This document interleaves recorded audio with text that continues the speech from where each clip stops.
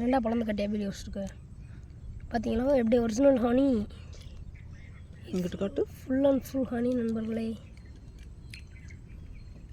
பார்த்தீங்களா? இப்போ இதை புளிய போகிறோம். அப்படியே புளியறது வீடியோ அடியா. பார்த்தீங்கனாலே தெரியும் எப்படி தேனை எப்படி போகணும்.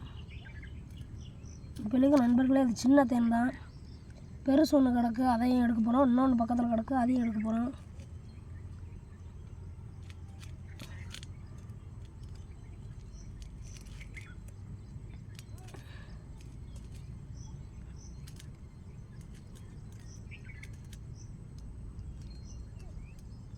இதை நீ வெட்டி விடாதே, அதை நக்கியா.